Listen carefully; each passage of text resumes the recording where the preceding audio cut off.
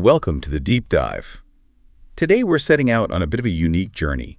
We're exploring a story that's, well, part history, part folklore, and definitely needs a bit of imagination. We're diving into the story of the very first ball in cricket. Yeah. Yeah. Yes, that's the absolute beginning, the genesis of one of the world's, most beloved sports, starting right with its most basic object. And our mission really for this deep dive is to try and get our heads around the mystery of that first ball. Yeah. Because the precise details, they're pretty much lost to time. Right. And that uncertainty, it isn't just some historical footnote.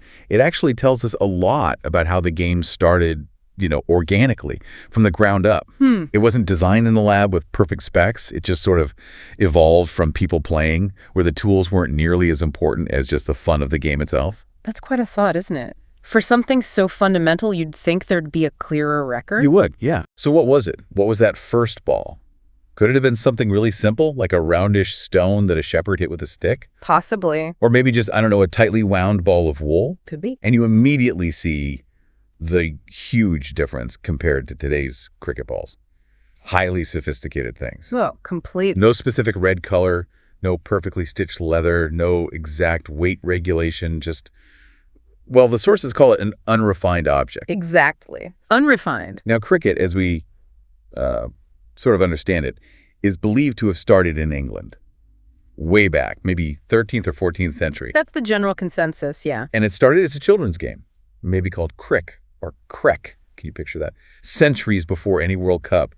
Just kids in a field knocking something around. And that really explains why the idea that very first ball is so, speculative. Right. It was definitely an unrefined thing, not standardized at all. It wasn't about the rules or precision.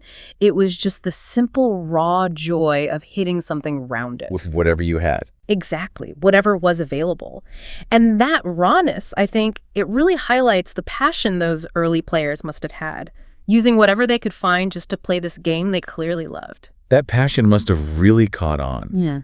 Because the next twist in the story is quite surprising. Yeah. It shows the game wasn't just for kids anymore. It actually became important enough to end up in, well, a courtroom. Yeah, that's right. Cricket's first definite written mention isn't in some old sports book, but a legal case from 1598. Isn't that fascinating? So by 1598, it had clearly gone beyond just being a children's game. Adults were playing too. Must have been quite something. Yeah. But the document, while it confirms the game existed, gives us absolutely zero details about the ball, or the rules, for that matter. So what do historians think? Well, the educated guesses suggest they were probably using hand-stitched leather balls by then, likely made by local artisans, Ah, okay. Makes you wonder, though, were these people specifically making cricket balls, or just, adapting their leather working skills because there was this new demand? It really paints a picture, doesn't it? Yeah. Imagine that early game. Underarm bowling, so the ball's delivered below shoulder height. Right. And bats that were probably just crooked sticks. Right. Nothing like the engineered things we have today. Not even close. Such a huge contrast to the sort of glamour of modern T20 cricket. But you can almost feel that raw enthusiasm, can't you? Hear the shouts, the fun they must have been having in those early informal games. Absolutely. But that kind of informal play, it couldn't last forever if the game was going to grow. The shift towards organization really started in the 18th century. Okay. Cricket started to get more formal. Clubs began to form. The Hambledon Club is probably the most famous early one. It was a clear sign the game was, growing up. And this move towards structure, it really picked up speed mid-century, didn't it? Leading to that huge step, the first official written rules. Yeah. 1744. That's the one, a massive milestone. Yeah, suddenly it wasn't just players making it up as they went along. It was being written down, codified. Precisely. And that period marked the real beginning of standardizing the ball, too. Weight, size. They started to define these things. And slowly, very slowly, those balls began to look a bit more like the cricket balls we know today. Took a while, though. Oh, yeah. It was gradual, a deliberate move away from the totally raw and inconsistent stuff towards something more predictable, which you need, really, for fair competition. I've heard some amazing stories, maybe folklore, about those early balls. That they had incredibly strange, unpredictable bounces, like the ball had a mind of its own. Well, it's absolutely true. And the reason for that sort of mischief, as you put it, is simple. The inconsistent weight and size. These early unstandardized balls just didn't bounce uniformly. So early batsmen, they faced a double challenge. It wasn't just the bowler they were up against, but the ball itself. Exactly. Its own inherent, almost whimsical unpredictability. It really makes you appreciate the patience and skill those early players must have had trying to hit something that could just dart off anywhere. Wow. Hard to imagine playing like that. So the 19th century then, that seems like a really pivotal time. You get significant improvements in the leather balls. Yeah. Specifically, developing that prominent raised seam. Yes. A huge game changer. Must have altered everything. It really did, because this led to a revolutionary discovery by the bowlers. Which was? They figured out that the raised seam, when held correctly, could cut through the air and make the ball curve. Or swing, as we call it. The birth of swing bowling. Exactly. This wasn't just some new trick. It fundamentally changed the whole strategy of cricket. Batsmen suddenly had to deal with this completely new dimension of unpredictability and skill. Right. Every ball became this high-stakes duel. I mean, in many ways, the invention of swing was as revolutionary as any rule change. And thinking about that seam, it brings you back to those often forgotten people, the anonymous artisans, the unsung heroes who were actually making these things. Yeah. First shaping stones or binding wool, then meticulously stitching that leather, getting that seam just right. Yeah. It feels like their craft wasn't just making a tool, it was actually shaping how the game could even be played. You've hit on such a critical point there. We always remember the great players, right? Of course. But the skill, the ingenuity of these craftspeople, it was absolutely essential for the game to advance. They literally crafted the evolution of cricket, introduced new possibilities, new challenges. Without them, no swing bowling. Exactly. The game couldn't have progressed without its tools developing.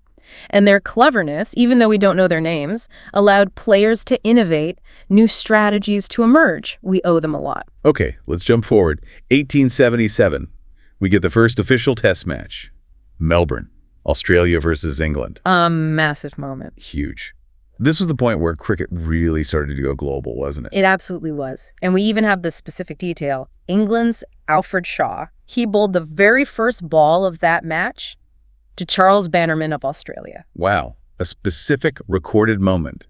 The start of international cricket as we know it. A piece of history right there. Yet even then, 1877, you have to wonder, were those balls anything like the super precise spheres we use today?